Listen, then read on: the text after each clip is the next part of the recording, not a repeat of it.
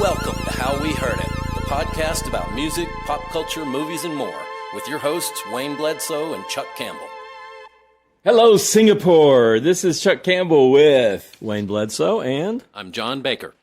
All right. So Singapore, I think I may have said hello to them before, but they are actually a very sizable non-English speaking. Well, they do speak English. That's why I said hello. Their official language for business and education is English, but about 75% of the residents are Chinese descendant. So they also speak Mandarin, so ni hao, if that matters. But they've just been a real solid kind of following for us in Singapore. So I just want to say hello to them again. Today we are looking at party songs. Now, we just had a brief talk about how different we're all going to be, and that's okay. We all had our own shtick, and it's all party songs. But a few weeks ago, we did songs that give us energy, and to me, that's very different because the energy songs, for me, they were all like internalized energy. Mm-hmm. They were like something. Music for when you work out. Music for when you work out. Music for when you go on a run or go, take your bike out or just driving or whatever. And it's very personal. And party songs for me, this is just party songs. Songs for when you're throwing a party. And my kind of little angle here is I'm going to try to offer advice on how to create a list of party songs if you're having a party. Okay, I went with all my songs, and I'm not going to tell them all, but it's like you got about 60 songs. Oh my God! Man, how did you know? There's usually 25 lines on a sheet of paper. Yeah. Okay, well, there you go. I see 3 pages that have writing on them, so yeah. Yep. Well, I have 59 songs. Wow. They all have party in the title. And they all have party in the title? Yeah. Oh my God. But it's funny because you talk about that. I mean, when I think of party, I don't think of party songs as much as party albums. Like, 1999, when we were having parties, Prince's 1999 album, that was like the party album. Right. And, B-52's first album, that was like a party album. Any B-52 song is a party song. Yeah. But those are, back then, you'd put on and Prince. That's 78. funny. I wrote on here somewhere, because I didn't pick a song for either one of them. I just said any song from Prince or B-52s is a party song. Yeah, pretty much. I picked a song by Prince and one by B-52s, but I was going to say, this is just one. There's a million of them. Yeah. Well, I have the B-52 song, Party Out of Bounds, which is like has the name Party in it. Great party song and has party in the title. Yeah. Isn't that the one where there's Fred Schneider's like crashing the party? Yeah. Like, where's the... Who ordered pizza? Yeah. That's one of the lines in it. And it's off the Mesopotamia album, which is getting a new getting a re-release with bonus tracks and all sorts of stuff. Cool. That was a really overlooked, it was kind of an EP. It wasn't. It was just like 6 or 7 songs, I think. Did Eno produce that one? I think he did. Yeah, it was. It was not a huge commercial success. Wait a minute. Wasn't Eno? I think it was David Byrne who produced it. David Byrne who produced it. Yeah.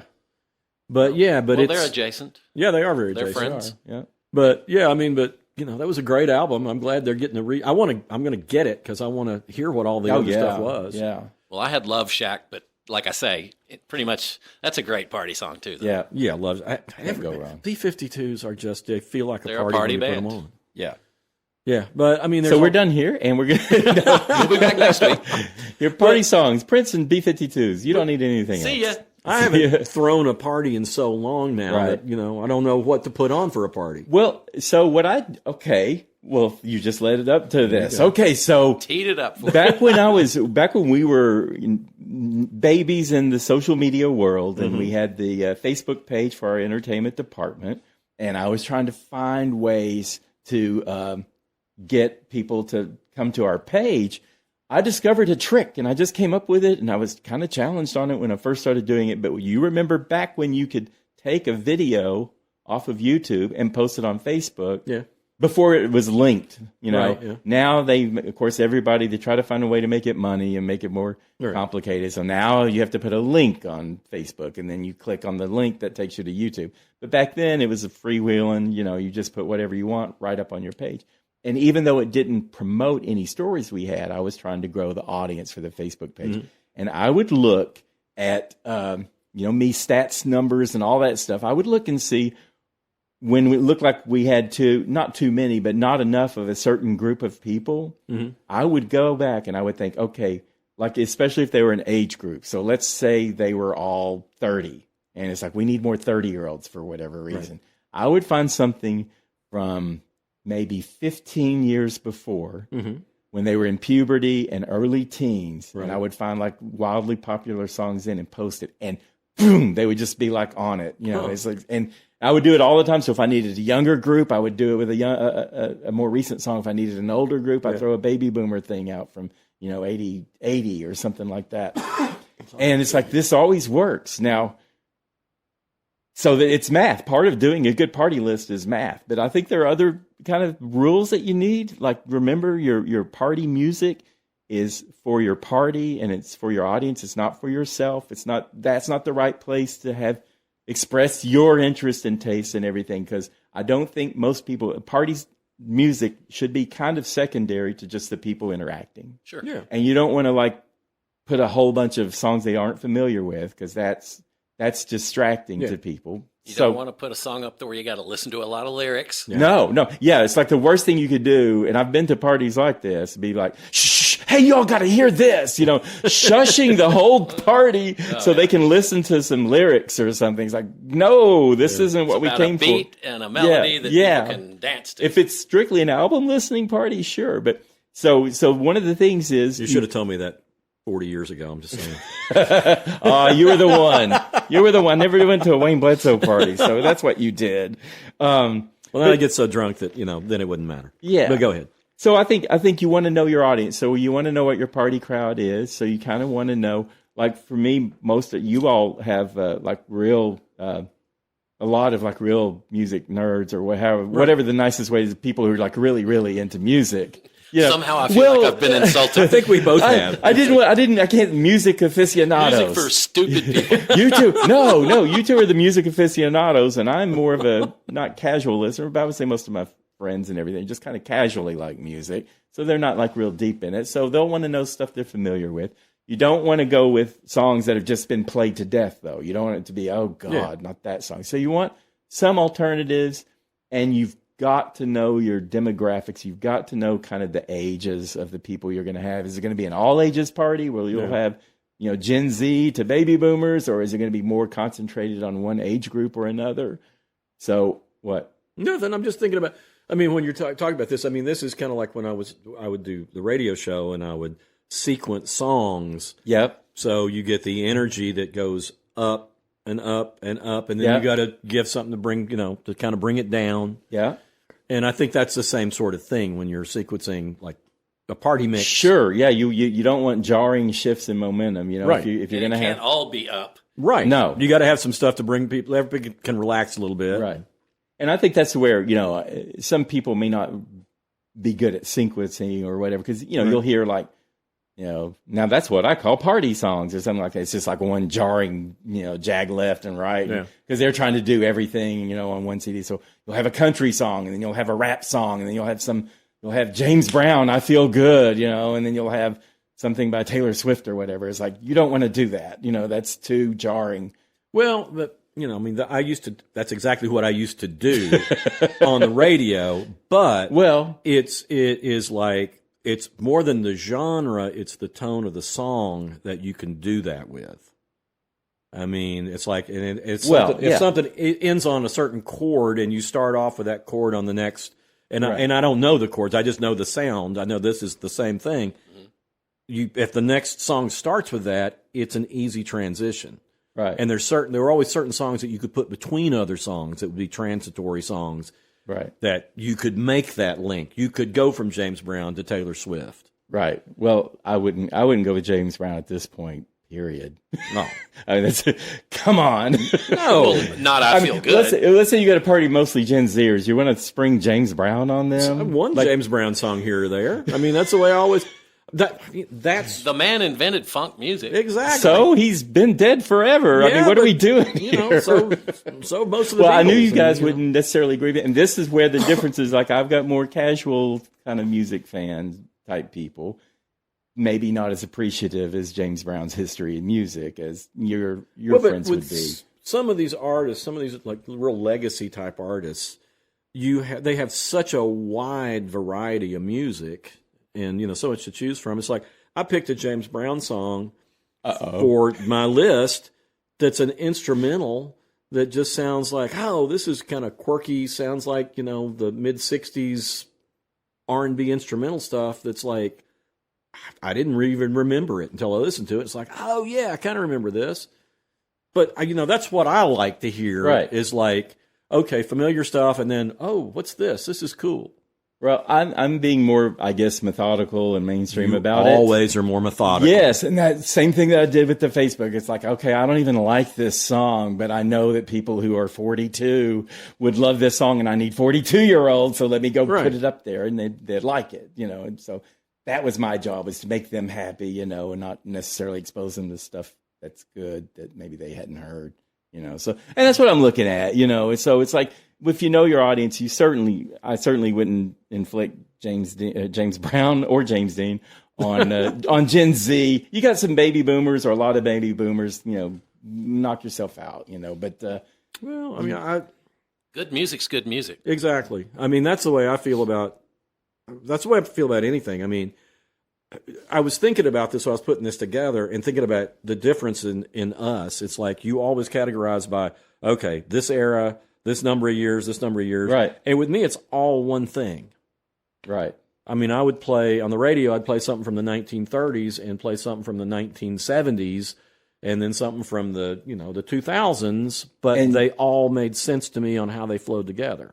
And you had like the best audience in the world because they recognized all that. Yeah. I'm saying this is kind of casual stuff, and people don't want to hear music that they don't know. Well, I used to have calls all the time. If you're talking with people and hanging out with people and having fun, and you don't know what this is that you're hearing, it's like, to me, that's not where I would say, hey, you need to hear these songs, So. Well, it's just, I mean, but I would have people call me up on the radio and say, what in the hell is this? Right. But they liked it. They wanted that, yeah. And I don't think people would be coming to my party like, I wonder what kind of interesting new music I'm going to hear.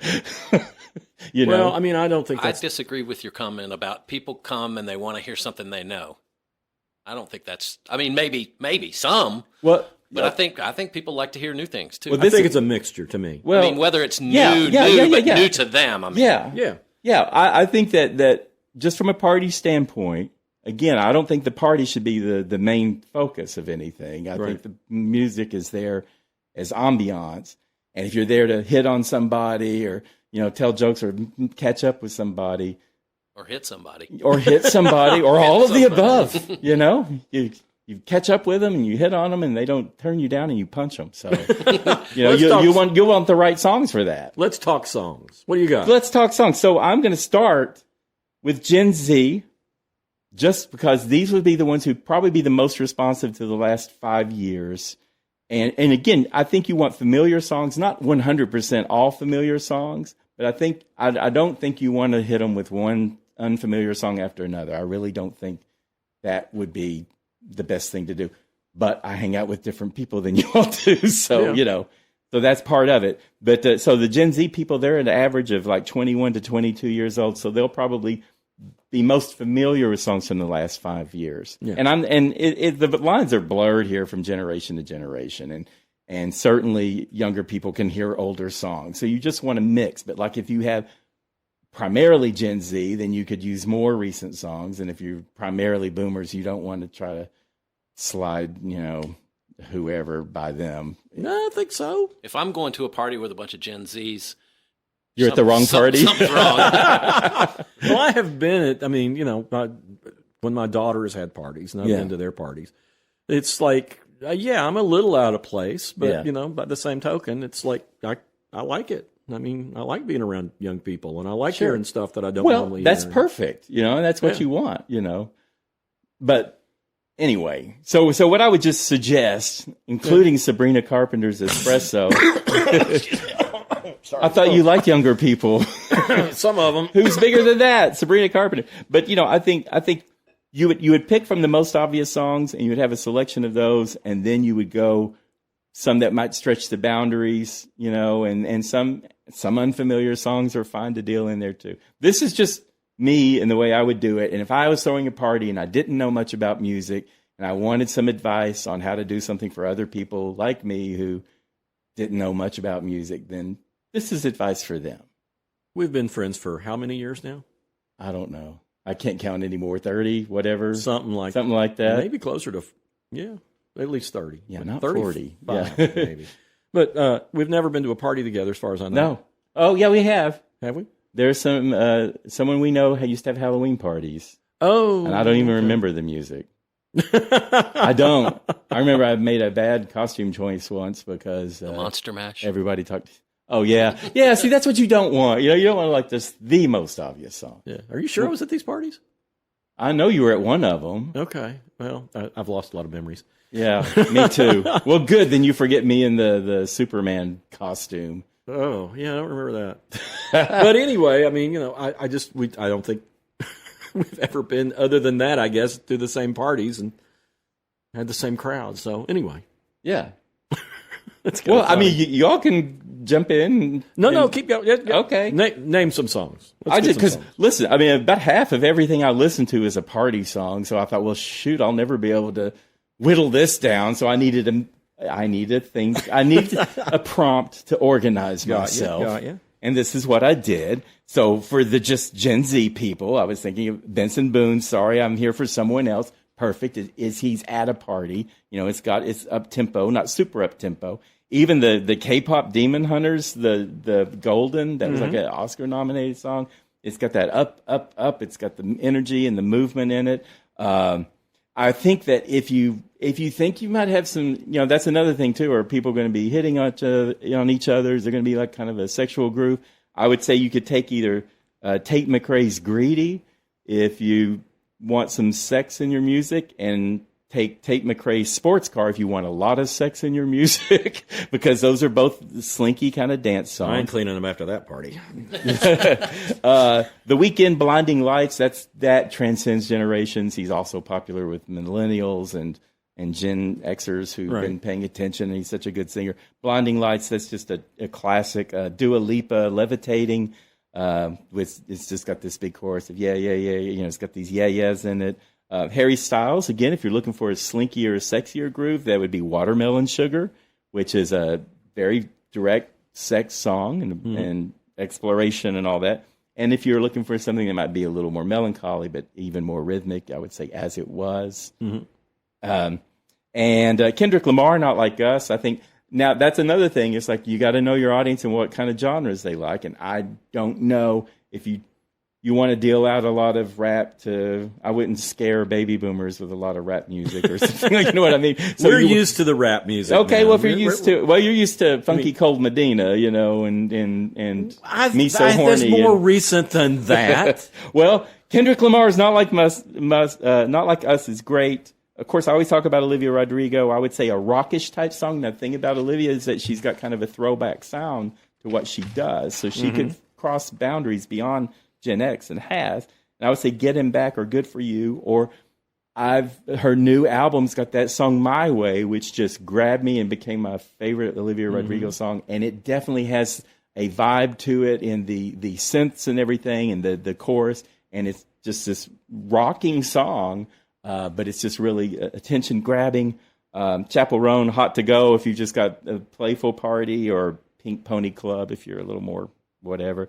Bruno Mars and Rosé, "Appartement," and maybe if you just want an older person, you could throw Kylie Minogue's "Padam Padam" in there because it's got kind of an Indian type vibe to it, and it's also very, very dance. These are not all dance songs, but at my party there would be a dance groove pretty much overriding most of the others. "Hot to Go" is the only song that you listed that I've ever heard. Which one? "Hot to Go." "Hot to Go." Okay. Well, you've heard Pink Pony Club. Oh yeah, I've heard that. Okay. Yeah. Both of the Chapel Roan, so you score twice there. I'm just glad that you didn't bring up Pink's party song. Didn't bring up what? Pink's party song. No, I didn't. Well, you do. Song. Don't. Let's get the party started. It's got "party" in the title. Well, I know, and I was. I figured you would say that one, but there's also "Party Started." Well, that would be later anyway. That would be a millennial song, not a Gen X song. Okay, all right. This is science. This is Chuck's explorations through Facebook on how to get an audience. I've got scientific backing, research backing me up here. I guarantee you do.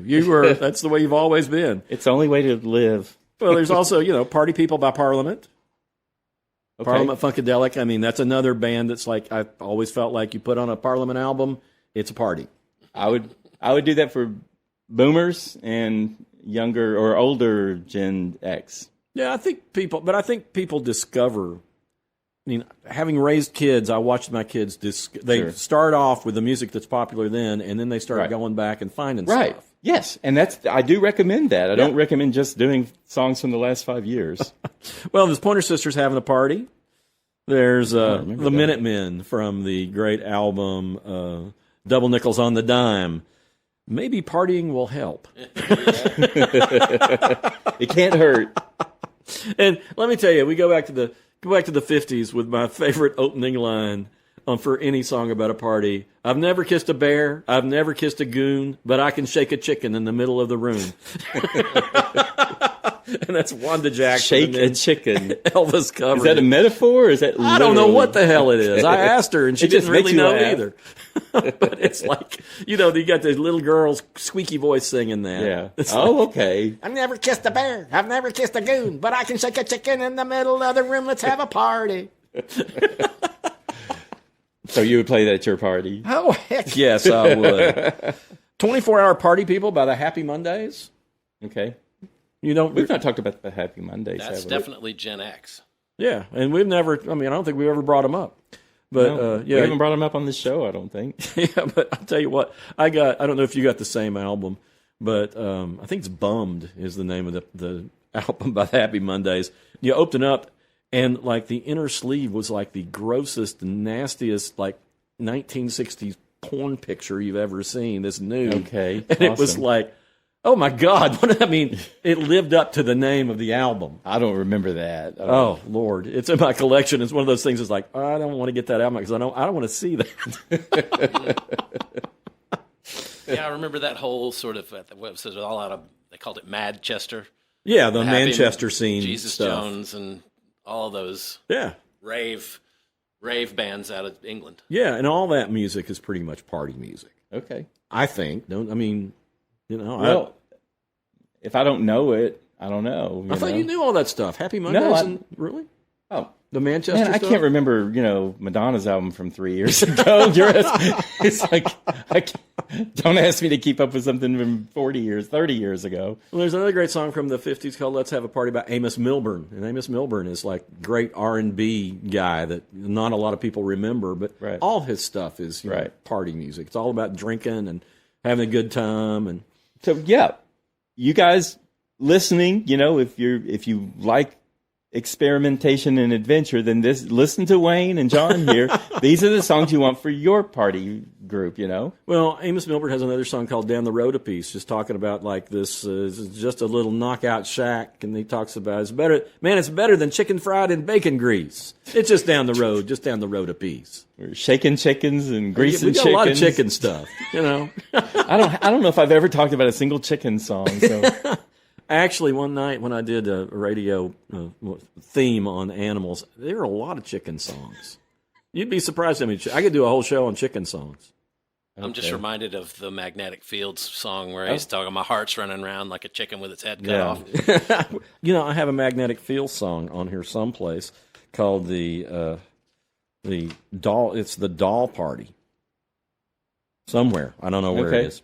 But on the many pages of your list. You get this giant I got this long list, and it has no theme. I've got a few themes here.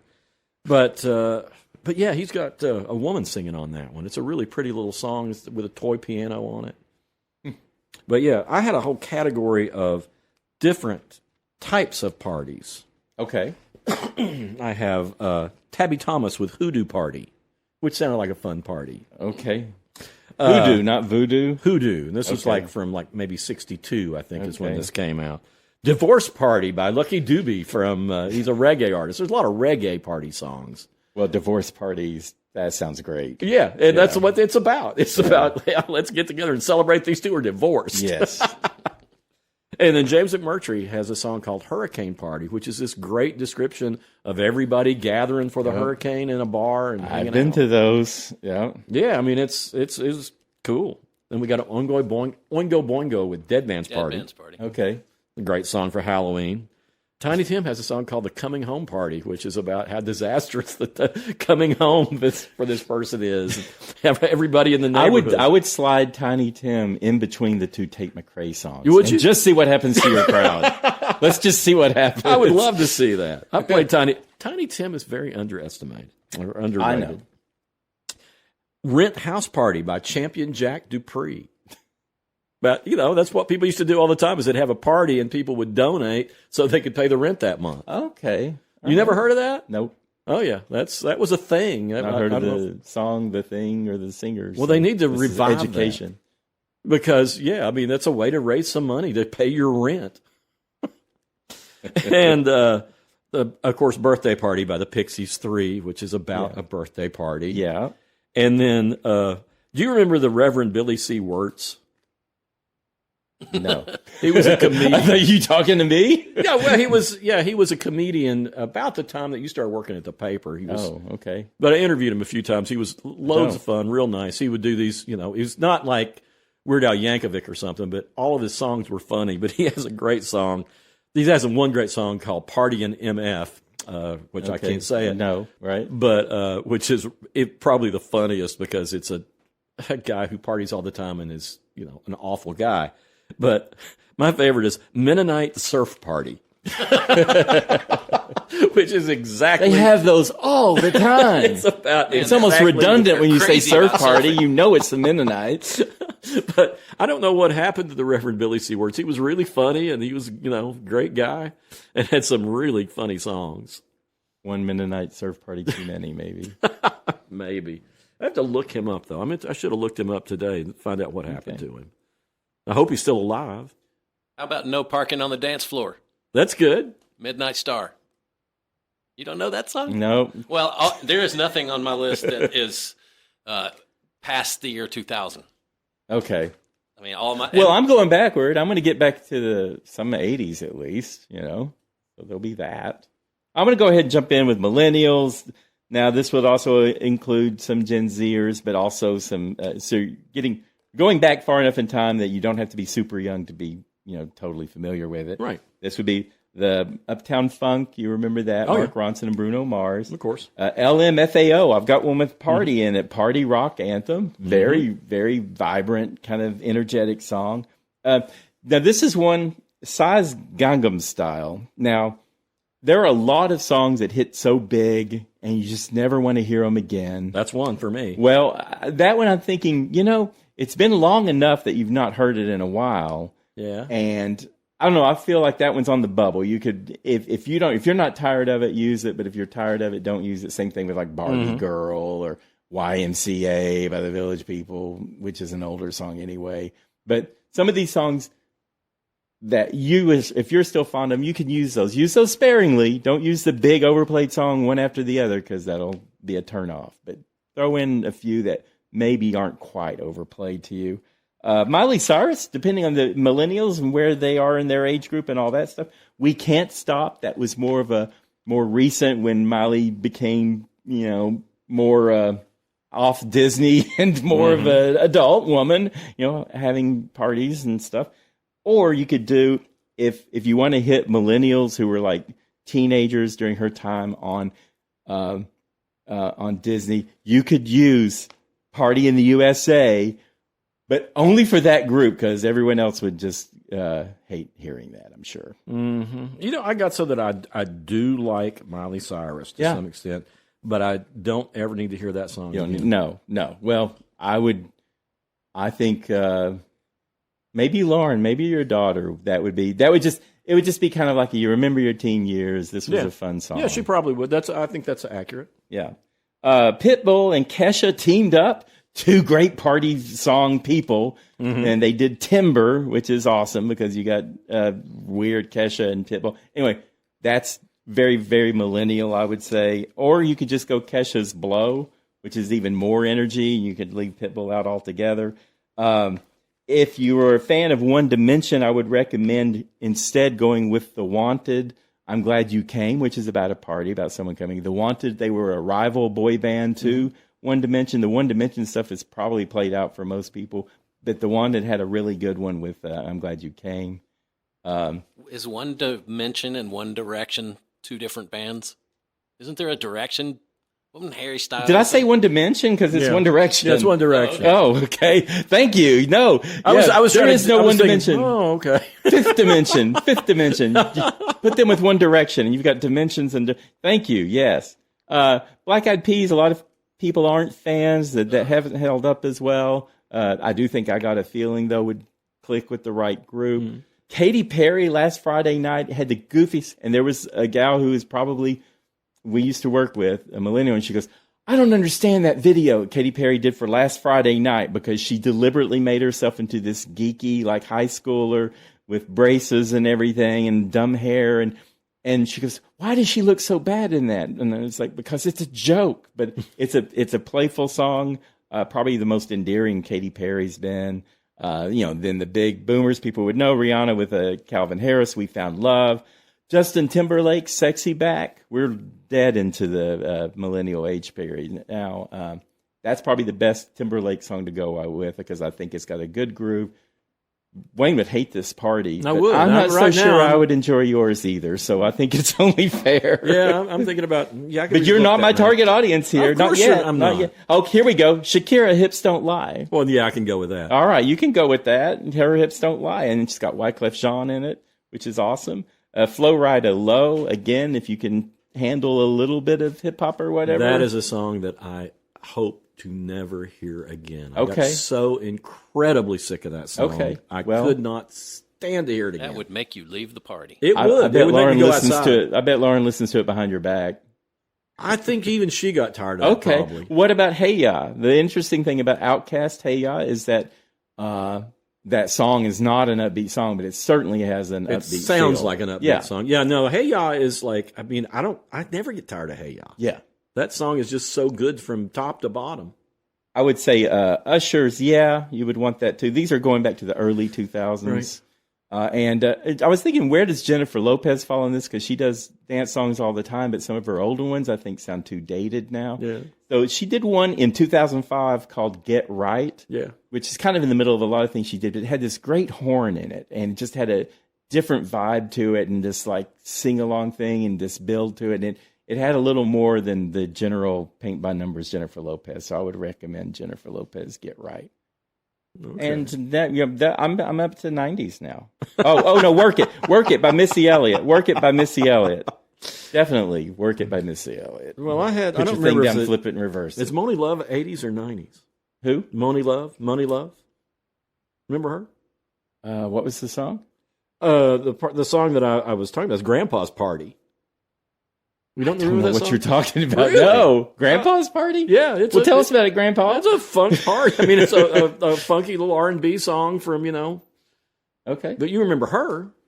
Yeah, I think so. Yeah. Okay. Well, I can't remember if she's late 80s or early 90s. Okay. But anyway, I mean, that's okay. I thought that was pretty good. But this is one. I just want to see your expression on this. And this is not like an old artist. I mean, he started in the 90s, but he's still going. Uh-huh. An artist named Lipbone Redding. Oh, is he blind or half blind? No. Lost his sense of smell? Or no. One-legged? Or no, he's he got kind of popular there, and in the on the cult kind of way. He's got a great song called "Party on the Fire Escape." His kind of claim to fame is he would do. It sounds like kind of classic R&B, like from the '60s R&B sort of thing, kind of Motownish. And he has horns on this song, but he's doing all the horns with his mouth, and you would not know it. It sounds so authentic. But Lipbone Redding. Now you can't stand synthesizers that mimic the sound of instruments, but some guy, some guy doing something with his own voice, mimicking the song and instruments. I'm all down with that. All right. I mean, maybe you can do something. Okay, how about Fishbone? You remember Fishbone, right? I remember you talking about Fishbone. Saw Fishbone. Yeah, Fishbone came. And I would always call the restaurant Bonefish Fishbone because of you talking about Fishbone. Fishbone came out at the same time as the Red Hot Chili Peppers, and I liked Fishbone a whole lot better. Really? Yeah. They were so much fun. They had this kind of jazz influence. Okay. And they were like these young African American guys, just absolutely every time they got on stage it felt like a party. Those guys just were exploded. Great. But they have a song called Party at Ground Zero, which is about partying it during World War III. Which hasn't happened yet. But yeah, as of our recording. It seems more pertinent all the time. But yeah, those guys are great. And then there's a lot of songs called Ain't Nothing But a Party. There's Jay Giles Band with Ain't Nothing But a House Party. Okay. Which Jay Giles Band, very underrated, underappreciated band. I agree. Yeah. As I've told before, I saw U2 open for them, and it was like, these U2 guys are going nowhere. And the Jay Giles Band was terrific. Okay. And then there's Ain't Nothing But a Party by the Dirty Dozen Brass Band, which is like they were a marching band in New Orleans. Yeah. And got to be kind of a hot thing for a few minutes. Yeah. And all their stuff is so much fun. It's like, it just makes you want to move. Street band from New Orleans. Yeah, they were terrific. They predated like Trombone Shorty and some of the other acts that came afterwards that were New Orleans-based brass stuff. Right. And then we've got a lot of reggae party songs. Toots and the Maytals with Having a Party, which is a great one. John's your reggae expert. Yeah. So I love Toots and the Maytals. Toots and the Maytals. Saw them at the Bijou. Yeah. Toots is just one of the greatest vocalists ever. And then there's a band that used to come through here all the time that you would hate, Chuck. Okay. Called the Two-Man Gentleman Band. Oh, I remember them. Yeah. And they were a real retro. They're two young guys. And this is like, I guess, 20 years ago when they first started coming here. And then they've since broken up. But they've got this great song called I Like to Party with Girls. Okay. I like to party with girls, and girls like to party with me. Okay. And then they got a song called Pool Party, which is, sort of like the B-52s, and it's just a song about, a party out of bounds. Yeah. At the pool. Yeah. I can't believe nobody's mentioned Celebration by Kool and the Gang. Yeah. I mean, I know it's I'm not cliched. back that far, but it's so cliched, but Yeah. I mean, that was just the first thing that popped into my head. yeah. Yeah. Well, before we started, we talked about Eddie Murphy's song "Party All the Time." Oh my God! Which is a terrible song. Such a terrible song. And Eddie Murphy can't sing. And Sarah brought it up. I was telling her the subject last night, and she said, "Yeah, I remember that when I was a little kid. I used to sing it to my mom. My mom likes to potty all the time." I like that better. Yeah, well, it would. I'm sure her singing it was better. What is your mom eating? Yeah, well, probably not the lettuce from Taco Bell right now. But, the first song I put on my list was It's Party Time by Bobby Womack. And it's like, there ain't no room for wallflowers here. I left you speechless, Chuck. I wish this was on video. We've never been on two more different planets, but that's good. That's good. There are different kinds of parties for everybody. So, and you could take some of both of our lists here. Well, that would be interesting if we probably be the most well-rounded. If we traded, if all three of us made up a party playlist and just each traded a song, how weird would that be? That would be one of the strangest playlists. They would burn the house down. Maybe. How about Burning Down the House? I love Burning Down the House. It's a good party song. Yeah, I never get tired of that. No, me either. And I mean, the Talking Heads. It's another band where. A lot of party songs. You put on an album sometimes, and that just feels like a party. If you're not dancing, you're not listening. Right? Yeah. And your buddies, the Tom Tom Club, offshoot from that. Absolutely. Yeah. Yeah, it's like I was telling somebody their Jonathan Demme concert movie stopped making sense. Mm-hmm. That at the end of that, watching that, you're not covered in sweat, then you just weren't really watching it right. Because, I mean, they just keep adding more instruments, and they add half a Parliament Funkadelic. Yeah. And then everybody's dancing. And you got Adrian Belew with his rubber guitar, which I don't even know, what's going on with that other than it's just a great visual. Yeah. Well, here's one. I'm wondering if if all yours have party in the title, then you don't have this one. But Wayne, I think for some reason I thought of this, and it's Coco Taylor, Wang Dang Doodle. Oh, yeah. She's this big large black blues singer, and her voice gets this real gravelly thing. She's going, "Where you gonna pitch it, wang dang doodle all night long?" Yeah, it's a Who wrote that? It's an old blues standard, I think. His name has gone out of my head, but yeah, he recorded stuff himself, and he wrote. Was it Diane Warren? He always Diane Warren. He also wrote 300 Pounds of Heavenly Joy, but I can't think of the name of it. The big Howlin' Wolf song. Oh. But it'll come to me in a little while. But anyway, well, let's see. I have. I can't believe nobody's brought up. You got to fight for your right to party. I have that on here. Do you? Yeah, for Gen X. Well, and it's from '86. And then Public Enemy, you got to party for your right to fight. That's true enough. People forget what that era was like. So are you're going that far back, Chuck, or where did you stop? That's almost at the bottom of my list. Okay. Right. I've got 90 stuff. I don't remember when We Just Want to Have a Good Time by the Brazilian Girls is. That's such a great song. That's another band. I mean, you could put on that Brazilian Girls album, and it's just the whole If you're not album. familiar with them, I would recommend starting there if you're looking for a party song, because it's just wide stream, wonderful song. You know, the boy band, girl bands from the late 90s, I would say Spice Girls, Wannabe, Backstreet Boys, Everybody, NSYNC, Bye Bye Bye. Don't worry about anything else that any of those bands did. Just put those in there, and you'll get a little bit of a Gen X millennial mix, because the millennials were coming into their own by the end of the decade, and Gen X was still very vibrant and alive and carrying on. Nelly's Hot in Here, that was actually 2002. Genuine's Pony, those are if you can take a little gritty kind of soul and everything. Ricky Martin, I think Livin' La Vida Loca from 1999. Oh, yeah, you don't like that. And Around the World by Daft Punk, that was kind of an electronic breakthrough into the mainstream. So you would be able to have, that style music, but it would be something that everybody is familiar with. Well, how about, just reminded of when you bring up Daft Punk, how about LCD Sound System, Daft Punk is playing at my house? That's a party song. Did they do Connected? Is that the LCD Sound System? I don't know. Okay. I don't know. Okay. I'll have to look that up. If only I had a phone. Go ahead. Well, I also have a category of bad parties. Songs about bad parties. Bad parties. And or negative connotations. Leslie Gore's "It's My Party and I'll Cry If I Want to."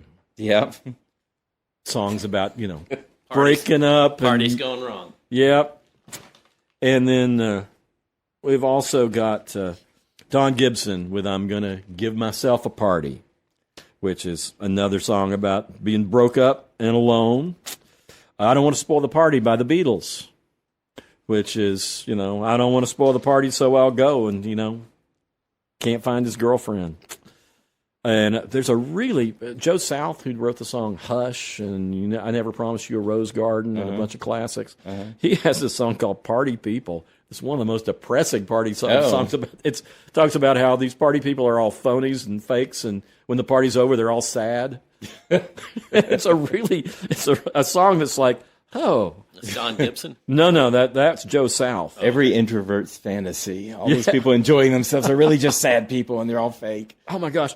And there is a song by Porter Wagner and Dolly Parton called "The Party." And if there is a more depressing party song, I don't know it. And it comes off Porter Wagner's album, The Rubber Room. The whole thing is just like suicidally depressive. Wow. Porter Wagner, the stuff that he sang is so dark. Yeah. It's just like... Well, Dolly gets dark, too, sometimes. Oh, yeah. Well, they were perfect for each other on this. But, and then Jerry Lee Lewis has one called "Invitation to Your Party," which I think other people may have done, too, at some point. But that's the thing, is like the girl who's broke up with him's invited him to her party. It's like, you think I'm going to show up to this and be sad and you can make fun of me? Who wrote "The Road Goes On Forever and the Party Never Ends"? That's Robert Earl Keen. Robert Earl Keen. Yeah. Just for a point of reference, the song "Connected" is by the Stereo MCs, not LCD I remember Sound that. System. Okay. I kind of like the Stereo MCs. Yeah, that's a good song. It's kind of a meditative song, "Connected." I don't know that. I know that name, but I don't know. Yeah. Well, on continuing on, and I'm nearly done with my negative party songs.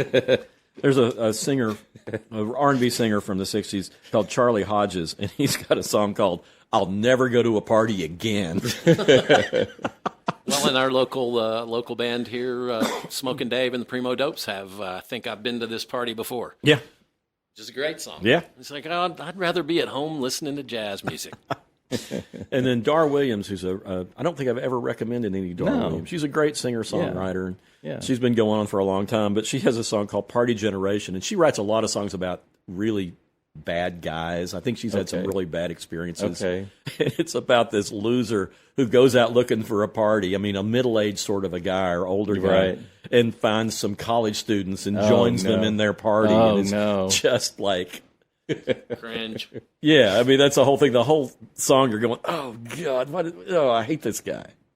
That reminds me of a meme for whatever reason. It's a picture of like these 4 young, really attractive women and then an old lady with them, and they're doing a selfie. And the meme is like one of them says, I don't know if I'll get this right, but it said, we met this lady and we were going out, and she said she remembered when she was young, so she came out to party with us, and we did cocaine and she died. He shouldn't be laughing about that. That's probably a bad night. Well, she looked happy for the selfie at least. She went out with a smile. She went on out her with face. a smile on her face. Well, okay, I got one more on the bad party thing. Ricky Nelson's Garden Party, which came out in about 1971 or 72. I can't remember. Maybe in someplace in that era. But that song is actually about, he played Madison Square Garden at like an oldies show. And he was trying to play some new stuff because he was doing he was an early Americana kind of country rock guy by that point and did some really good stuff. But everybody booed when he played anything new. Oh, yeah. So he wound up writing that song and then having the biggest hit of his career. Wow. With that song about the negative experience. Wow, yeah. All right. So there you go. Those are all of my, these are, I mean, other than I do have some song about party girls, which there's and they're all good. Okay. I've got some that are not necessary. I mean, I think of them as party songs because they remind me of really good parties I was at. One is AC/DC, It's a Long Way to the Top If You Want to Rock and Roll. Yeah. And the story behind that is our mountain bike club entered into a contest with Bell Helmets. Bell is a company that makes bicycle helmets. And they were offering, I think it was $100,000 to the bike club that could generate enough enthusiasm about their bike project. And we had one that we put in, submitted, and everybody in our mountain bike club just, I'm so creative. Some people made videos. I wrote a song, everything. And we were up against a bike club from San Francisco, which is where mountain biking began. And we won the thing. Oh, wow. And so we had a huge party down at Tennessee Valley Bikes, and they had karaoke, and I did karaoke of It's a Long Way to the Top If You Want to Rock and Roll, and it just killed. Everybody loved it. There's not enough bagpipes in rock and roll. There aren't. Dexy's Midnight Runners, maybe. Yeah, yeah. I'm purely Gen X material here, going back into the earlier 90s. Montel Jordan, This Is How We Do It. That's just a crowd pleaser. Now I got some here, though. I don't know. I know you would definitely never want to hear Macarena again. No. So, oh, my gosh. Macarena that's was Los played Del so Rio. much. That's a matter of taste and all that. Jump Around by House of Pain. That one's kind of lived on because it's such a popular sports anthem. Yep. So even though it's an old song from 92, it's still, younger people would know that too, as well as the older people. I think Groove Is in the Heart from 90. Yeah, that one just always sounds fresh. It just always sounds Picture fresh. that video. Yep, that video. That's what did it. Just her little move and the guy with the faces and all that stuff. And was it Biz Markie? Who was it on that? It may have been Biz Markie. Anyway. Was there guest? Yeah. That CNC music machine? That's CNC Music Factory. They did Gonna Make You Sweat. And that was played a lot in the 90s. But Groove Is in the Heart. Who did Groove in the Heart? Groove Is in the Heart was D-Light. That's what I'm sorry. Did I not say D-Light. that? I'm sorry. Okay, yeah.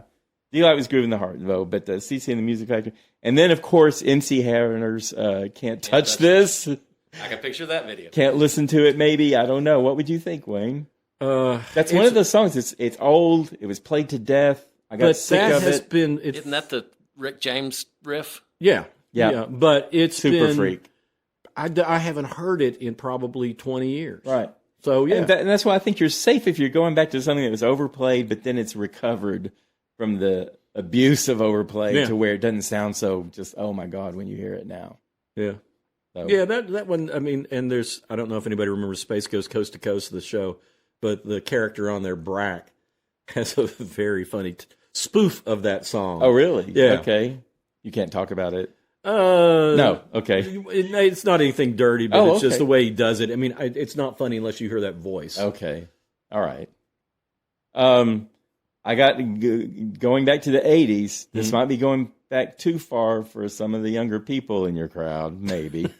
I'm just saying, but Gen X, they're there, and you got some baby boomers who are still kind of kicking around in new music at that point. But I know you would want Whitney Houston's "I Want to Dance with Somebody," right, Wayne? Oh yeah, it's a good song. It's a good song, right, John? It's not a bad song. That's not a song. Dance with somebody. Yeah, that's not a song that irritates me. All right, really. Yeah, and it wasn't.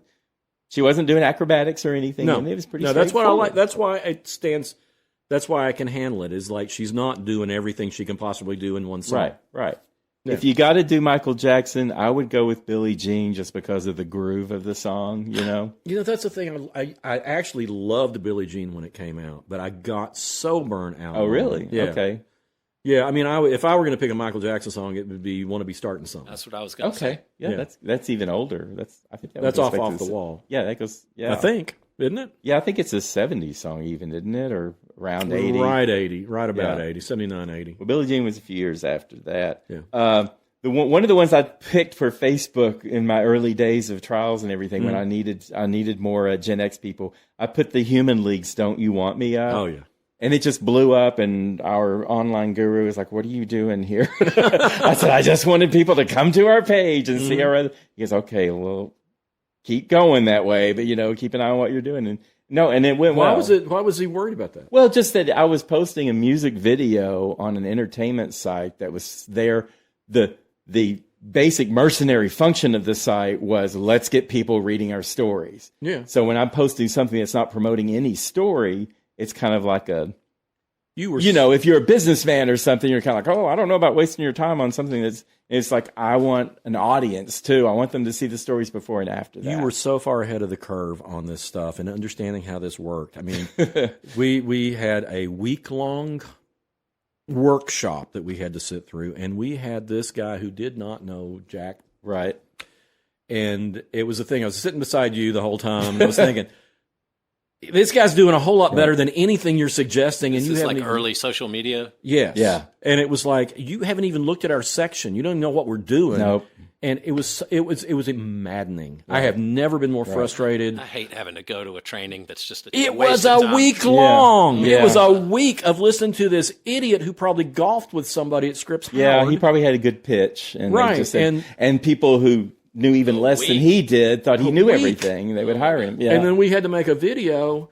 And the guy hated me because I questioned everything he said when he was like, well, this is successful. And I would say, why was this successful? And he could never answer it. Yeah. And he wanted our video to be terrible, and it was the best video. Yeah, listen, I was like a manager at that point. I just kept my head down, and I knew I would get feedback from people who were worried that I didn't know what I was doing. And sometimes I didn't know what I was doing, but I wanted to try, and we just wanted to keep trying. And it's just like, you just, just deflect it. It's like, okay, they want me to sit here and listen to this guy for a week, so I'll sit here and listen to this guy for a week. I got some great drawings out of it. Yeah. I sat next to you most of the time watching you draw those things. So we were productive in our own way. We were productive. I'm still using some of those drawings. Yeah. But the first one, the one that really came out of there that was good was I called Jerry, the monster who ate the afternoon, because his name was Jerry. Okay, yeah. No. We had a lot of like really terrible, it's awful. And it's just the corporate world, and it's like you got people who know even less than these people do, so they present it in a way, and they're like, oh, they know things, and they assume that we didn't know anything, and we were just waiting to be told what to do. But we had like some groundbreaking people in our online though, and they recognized, and they recognized the invention and trying, and that was it. That was our leadership. There was just kind of go ahead and try it, go ahead and try it. And That's all we needed. Just let us try. And if it doesn't work, we'll try something else. And we'll also do all the things that you're telling us we're supposed to do, Talk about the opposite of a party. Yeah. Oh, it's not like Bananarama's Venus. I love Venus. I love both versions. Bananarama's version is great, and Shocking Blues original is great. Yeah, you could even do the Shocking Blues. Sure. Yeah. I was thinking Bananarama just because it was a great video and they were great together. I thought it was way better than Cruel Summer even. It was just because it had that. It just had the vibe, it just had the bounce to it. Yeah, but Cruel Summer feels like summer. I really liked Cruel Summer too. Yeah. Sure. I would say if you got to do a hair band, do Van Halen. But if you're doing Van Halen, don't do Jump, do Panama. Because I think the Van Halen Jump was one of those overplayed, and I don't ever want to hear it again. Oh, yeah. Hot for Teacher's the one I'd pick. Hot for Teacher's great. Yeah. I just like Panama's got the Panama. But it's all it's got. But if you got to I'm just saying if you got to have a hair band, feel free to leave the hair bands off your list altogether. But, now we had a Knoxville hair band that had a song called "Get Your Party Started." A band called Sage. Okay. And they were. It was the unfortunate thing that they were right on the cusp of grunge. They released their album right. They released the hair band album when Nevermind came out, and Nevermind. They could never put their spandex on again. I know it killed hair metal right there, and the lead, hair metal laying on the ground with a smoking hole coming out of its forehead. And I remember talking to the lead guitar player, and I said, it'll eventually come back. Yeah, I mean, who knows? A few years later, grunge was dead on the ground. Yeah, the whole thing its head too. But anyway, he became a very successful producer. So cool. I'm going to say for Madonna, I would say "Into the Groove." I think that's a pretty non-offensive song for people who just can't stand Madonna because it is all about dancing and it's just got that great groove and there's no message to it at all. Very unpretentious song for her. I can't believe nobody has come up with "What I Like About You" by the Romantics. Oh, that's a good one. Classic party song. That's a great Everybody one. gets on that. Sure. And they covered the Kings. Yeah, they did. They had that first Romantics record is classic. Yeah, I saw the them. Drummers sang for the Romantics, right? I thought that was one of those. He may have been one of the. I thought he sang "What I Like About You." Well, it's not like a really nuanced vocal performance. No. It doesn't require much vocal range. Yeah.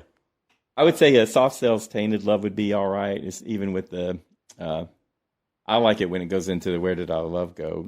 Yeah. You don't always get both parts of that song, but the cover of I know Diana Ross and the Supremes. I don't know who originally did "Where Did Our Love Go," but I think that's Diana Ross. Yeah, okay, it is. It's the Supremes. Yeah.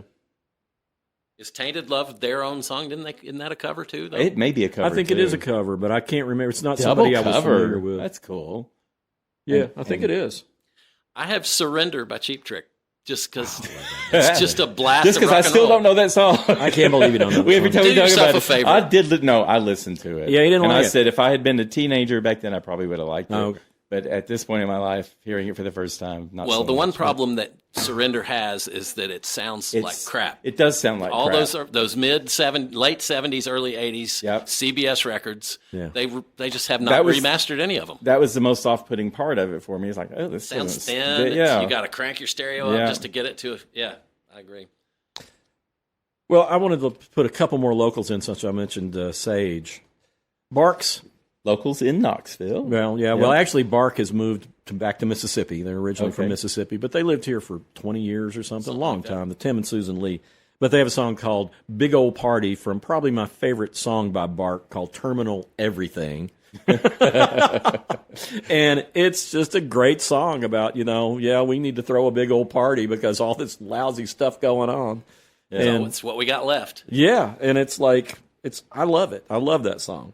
And then Kevin Abernathy Band has Backyard Party Circuit, which talks about playing backyard parties, and they were a hair metal band in California. Yeah, there was I can't remember I think it's a band called One or something. It was some terrible name. I don't know what the name of their band was, but yeah, they recorded an album called the Whammy Bar Diaries, which is about the story of Kevin graduating high school, and he and a buddy just got on a bus and again, didn't he? I don't think they told their parents.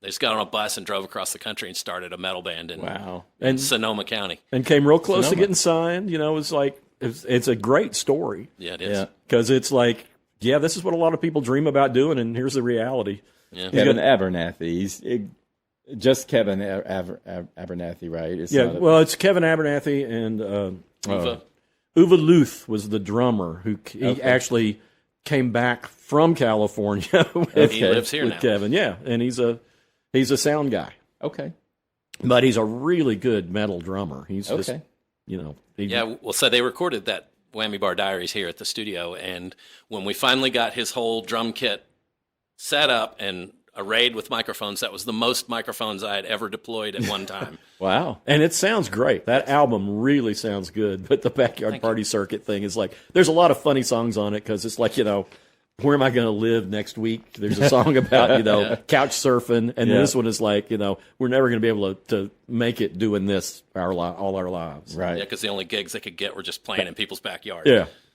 But anyway, I think those are all my local. I'm pretty much done. I'm going to say the most comfortable. How about Let's Dance by David Bowie? Oh, yeah.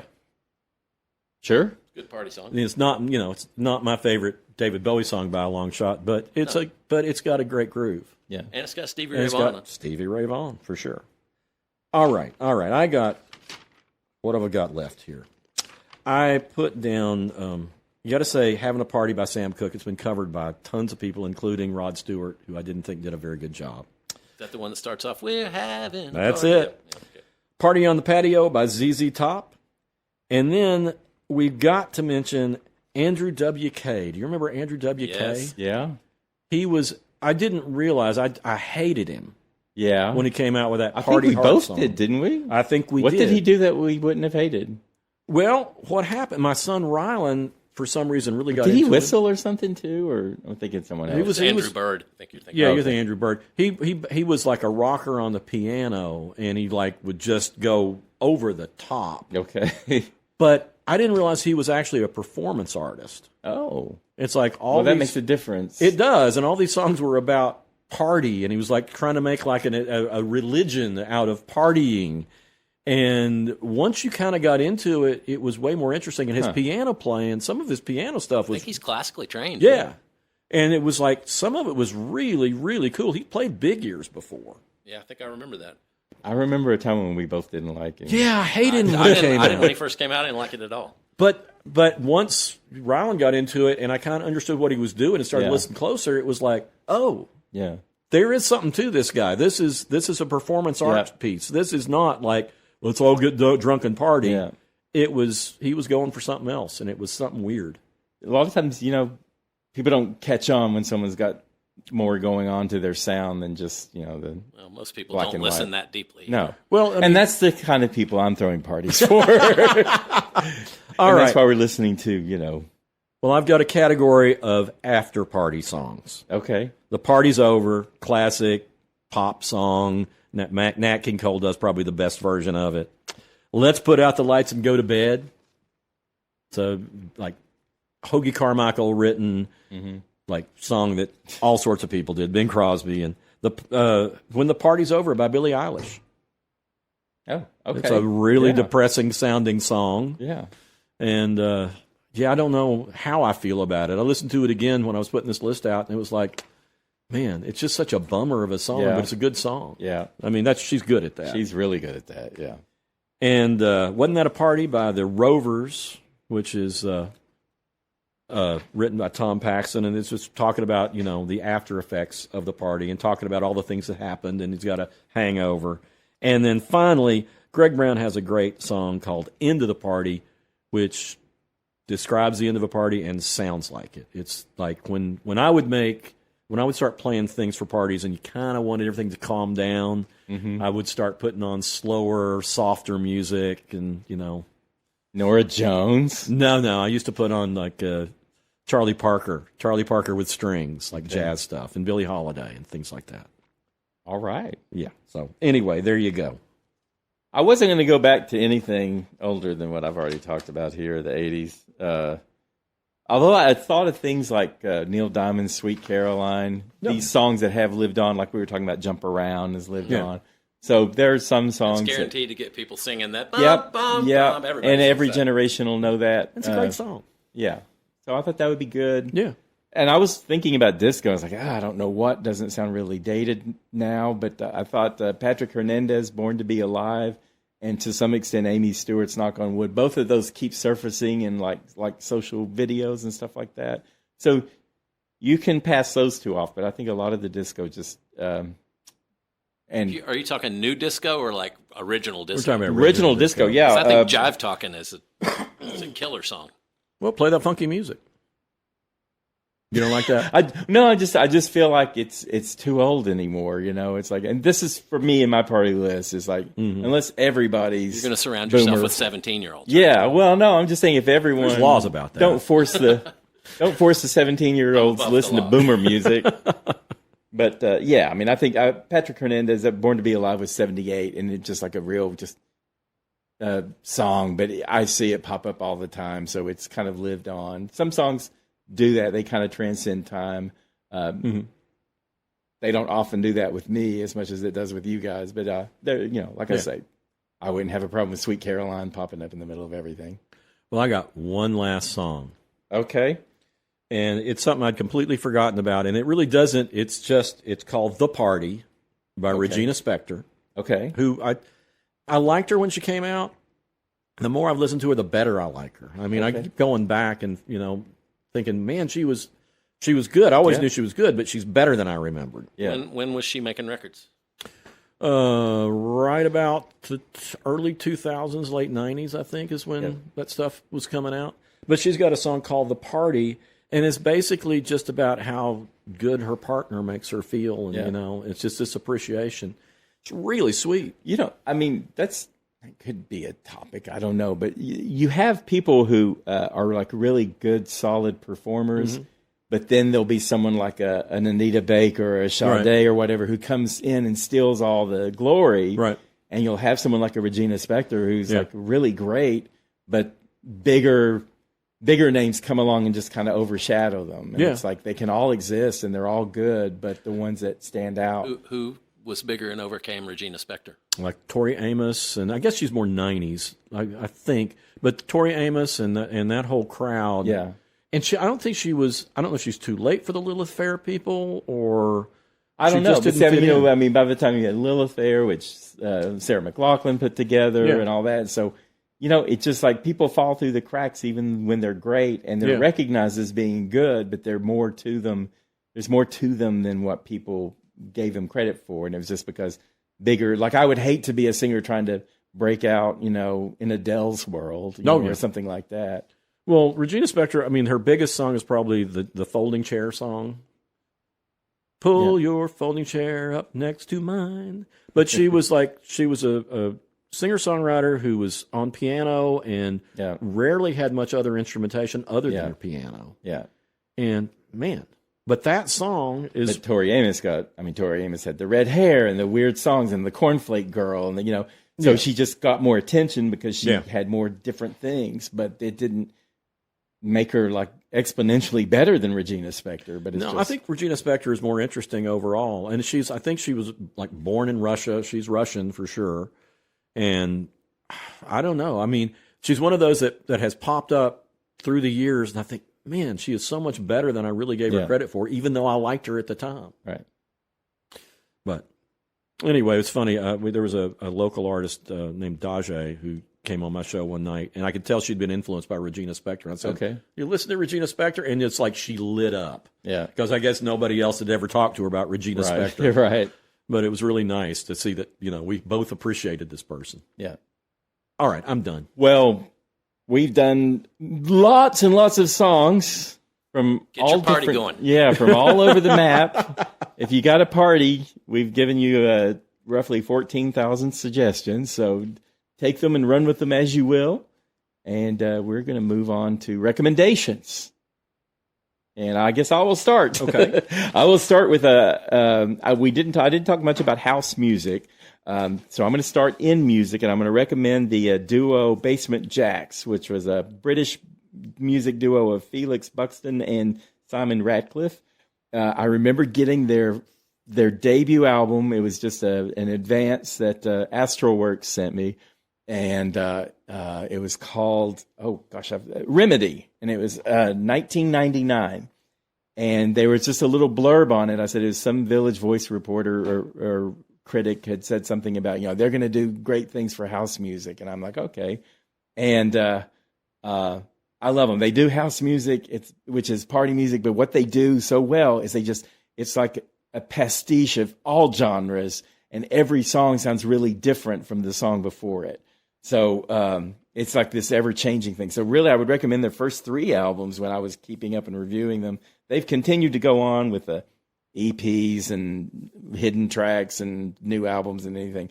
But from 1999, Remedy, 2001's Rudy, and 2003's Kish Cash, all 3 albums are just great. The 99 Remedy, I would say the highlight of that, there's like a tandem of 2 songs called Same Old Show and Bingo Bongo. And it's just this churning tandem, and it goes from one to the other. It's a great, 10 minutes. Rudy, I think I like best of all. That was the middle one from 2001. And it had a hit with the song Romeo, which is a percolating great song. But what I really love about Rudy is track 8, Get Me Off, and track 9, Where's Your Hat At, are back to back. And track 8, Get Me Off, is like this hypnotic, almost kind of Prince-ish type sound, but it has this vibrating rhythm and this just great sound. And it grows in intensity as the song goes on. And from the title, you can tell that it's, got kind of a nature, and it ships right to Where's Your Head At, which is like a rock anthem. So it goes from one, percolating dance song that's growing in intensity and just shifts to this screaming vocal. And then the last album, Kish Cash, they had a lot of, this was 2003, not their last album, but this is the third of their first 3 albums. Kish Cash, they had a lot of guest singers. They had Michelle Indiacello on a song called Right Here's the Spot. They had this very, very, very Prince-like song called Plug It In, which features J.C. Chazez of NSYNC. I didn't realize he was on it. And my favorite is the number 10 track is Kish Cash, featuring Susie Sue of Susie and the Banshees, trying something different in 2003. And it's like this go-go rocker song. So they did house music, and a lot of people think house music is just this redundant, dull, kind of every song sounds the same. And it never sounds the same with Basement Jacks. Oh, well, good. So you could have a house music party and just put them on. There you go. If you want a shortcut. John? Yes. I want to bring something new to the table. And this is a band that just released this album called Florida Water Blues. The band is called Twisted Teens. And before we were talking about it before, I said they were from Florida, but I'm wrong. They're from New Orleans. It's a duo. And they put out an album. They put out 2 albums in 2026. The first one was called Blame the Clown, and it went viral, and people were showing up on lots of critics' best of lists. And so they got back in the studio. Well, they record themselves, which means that they're kind of psychedelic, kind of pop. They sound to me like early Guided by Voices. They come up with all kinds of weird loopy sounds, and it's obvious they're not in a professional studio, but that to me doesn't hurt it at all. But anyway, it's the Twisted Teens, Florida Water Blues, and this album came out July 10th of this year, so that's just a week ago. Okay. And it's a really great listen. I like it a lot. Well, I'm going to recommend an album that has a song called The Party on it, which is not a party song nor a party album. It's Phil Oakes' Pleasures of the Harbor. I've recommended the album Phil Oakes' Greatest Hits before, and that was a joke because Phil had no greatest hits. It was like all new material. But this one is from 1967, and it's got some of his most pointed songs on it. The Party is this great 7-minute song with this lounge piano played by Lincoln Mayorga on it, and he's describing the people at the party, and it's like all the people in the United States. Right. But there's this great line in it called "Dinosaurs on a diet, on each other they will dine." But I like that line. It's really good. It starts off with a song called "Cross My Heart," it sounds like it should be. It's kind of like "Hey Ya" in the fact that, oh, this is really pretty, this is really sweet, and you listen to the lyrics, it's like, oh no, not sweet at all. It's like the song is about how everything looks great, and no, it's terrible. But the chorus has the line about I'm going to give it what I've got to give, cross my heart, and hope to live. Okay. And he ends with a song called Crucifixion, which is about the assassination of John F. Kennedy. and it's just this crazy instrumentation. Tim Lee from Bark and I used to talk about it all the time. It's just, it makes the hair stand up on the back of your neck, but it does exactly what it's supposed to do. It talks about the situation the country was in then, and how everybody reacted to the death of Kennedy and the people who hated him before he was assassinated. And it's really, really a strong, powerful album. It's overproduced. There's like Outside of a Small Circle of Friends was a kind of the most popular song from it, and it's kind of a jokey thing. It's got like a ragtime piano. And is it mostly lounge music though, or would you say? It's kind of all over the place, but it's heavily orchestrated. Okay. The title track, Pleasures of the Harbor, is just beautiful, and it's inspired by the movie The Long Voyage Home, I think. Okay. But it's really pretty, and it's, when you think about folk singers and you think about Phil Oakes, you think about the early stuff, the protest songs, and this stuff is when everybody was going deeper, and he definitely did. And Okay. It's a great album. All right, you want to shift gears to a movie or something? Well, I saw The Odyssey over the All weekend, right. and I agree with most people who say it's a really, really good movie. Yep. Sarah loved it. I really liked it. My only real problem with it is Matt Damon is too damn likable from the beginning. And Odysseus, to me, the story, the point of the Odyssey kind of is that Odysseus is this arrogant guy, and by the end, he kind of learns humility because of, he thinks he can outsmart the gods, whatever, he can outsmart his fate, and he can't. Right. But in this, Matt, every story is, somebody goes on a journey or a stranger comes to town.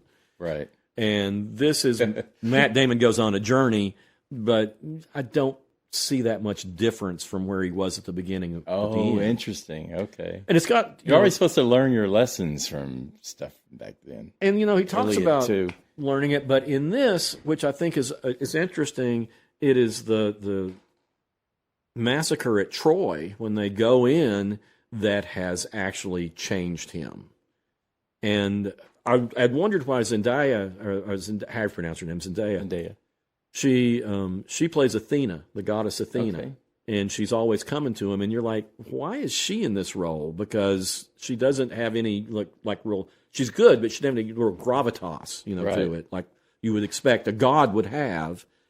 And it explains it, and once it explains it, man, it's powerful. Okay. Because you see it, it's really good. But I'm mixed on Christopher Nolan movies overall. I don't think this is as good as Oppenheimer, but I was never bored. I enjoyed it. The part with Cersei, where Cersei turns his men into pigs, was really scary. Okay. And I think that was kind of the best little, part of the side trips that he goes through. But it's a good movie, and it's I think it's well cast. I think all the criticism about it is unwarranted. It's not. It adds some more modern sensibilities to it. But I think that's kind of good, and it speaks to what's going on now to some extent. The criticism that concerns me, I said before, is that people are saying that it's way too loud, and that, and I've seen that, I've heard that from people firsthand, and then also saw it. Some people are saying that it's a great movie, a great cast, and all this stuff, but it's just unbearably loud. Now that can depend on the theater you see it in. Well, I saw it at a theater, the Cinemark Theater in Oak Ridge, which is adjoining Knoxville. Right. And they have the best projection. They have the best sound of any theater around here, I think. So it doesn't just blast you out. It's loud, you feel it, but it was a very pleasant experience. That was my problem with Boosters. We love Boosters. I reviewed it like a couple of months ago, and it was so loud, it was so distracting, and that was a deliberate effort by the filmmaker to create chaos in the experience of seeing the movie. But that was so overwhelming to me, it really dinged my feelings. So I'll probably just wait and see Odyssey, on streaming. Well, I can imagine, because I've been in theaters where they jack up the sound so much that you're just unnerved. Yeah. But and I do have a hearing disorder, so like really loud noises, especially in a theater situation with the speakers all around me, I don't even hear anything anymore. It's just like it just distorts everything so much that it's exasperating. So, well, the theater I saw it in had the good sense to play it at the right volume, right? it looked good and sounded good. Right. John? Yeah, I don't normally have a whole lot of things to recommend in July because I'm usually watching the Tour de France. But I did. There was a rest day, and I found this documentary. It's a series of interviews with the new Americana singer, folk singer, Todd Snyder, who just passed away this past year. And it's called it's Todd Snyder, A Love Letter to Handsome John.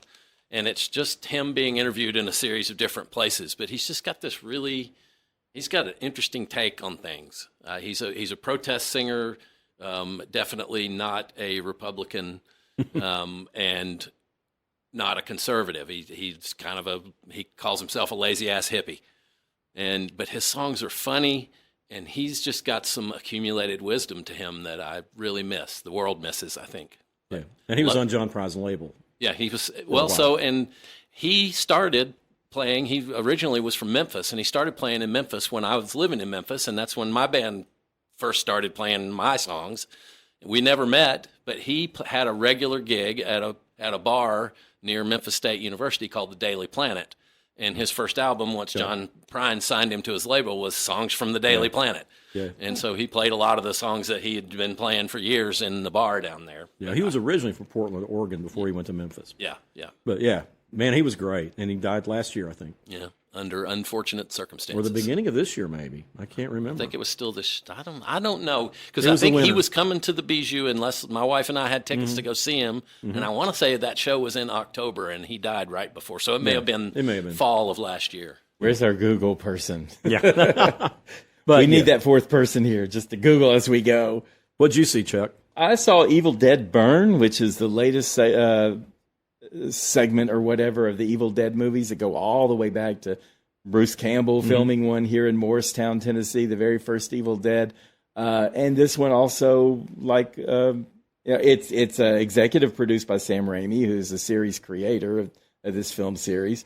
And Bruce Campbell is an executive producer of it. This one's directed by Sebastian Vanitschek. And I think that name, he's from France, and he has a very French style to his aesthetic. I think his name, he probably has Slavic ancestry or something. But anyway, I think the only movie he's done before, and maybe you've seen this, Wayne, Infested.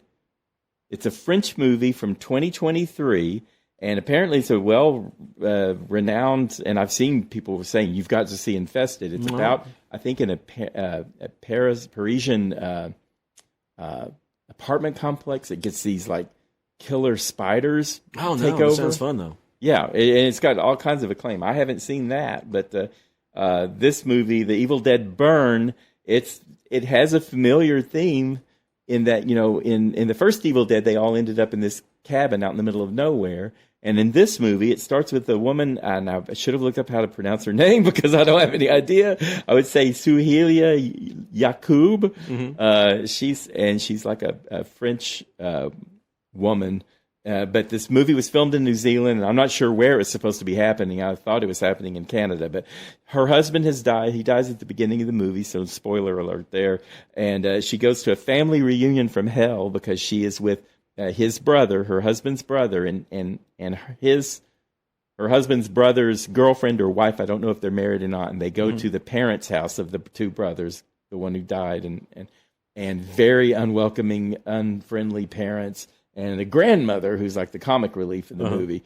And none of these actors were real familiar to me, so I'm not sure who they were. But it's very, very kind of unnerving because they're in a remote house, kind of rundown house, and they're having this, very melancholy reunion.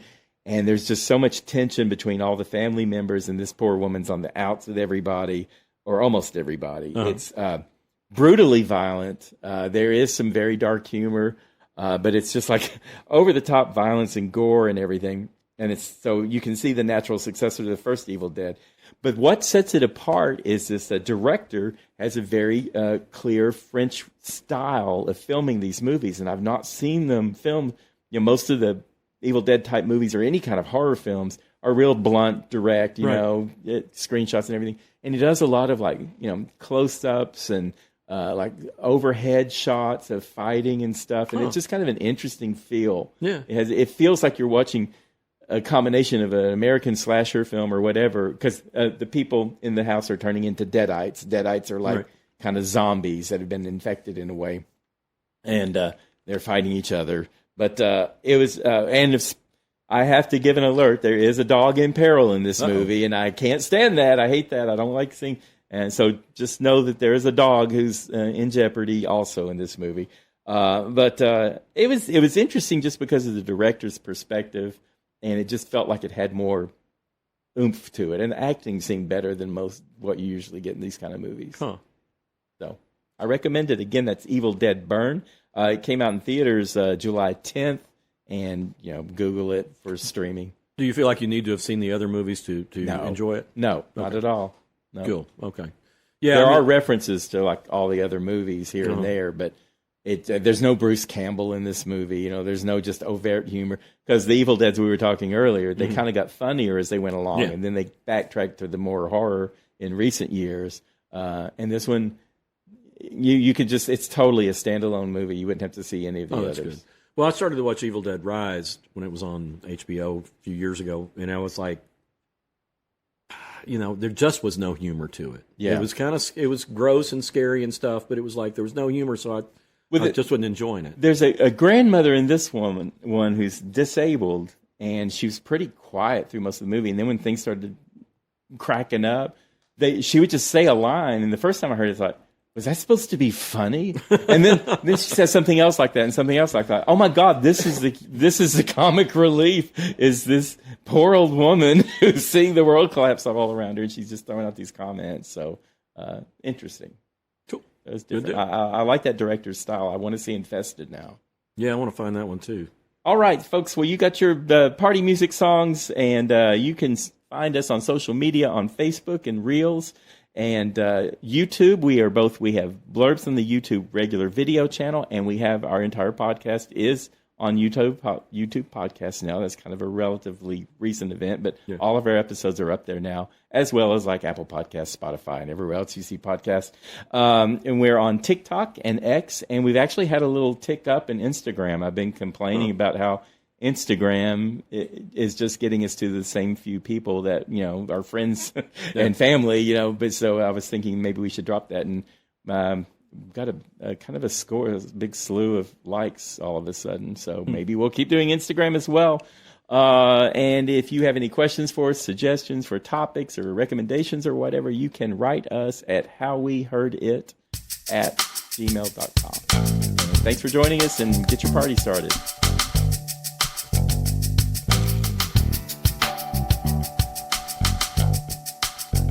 You've been listening to How We Heard It with Chuck Campbell and Wayne Bledsoe, a podcast about music, movies, art, culture, whatever it is that's on their mind. How We Heard It was recorded at the Arbor Studio in Knoxville, Tennessee by me, John Baker. How We Heard It is a Cozy Planet production. If listening to this podcast has given you a burning sensation, then we recommend you sit in a hot tub until your symptoms fade away. If you'd like to reach out to Chuck or Wayne, or even me, you can send an email to howweheardit@gmail.com.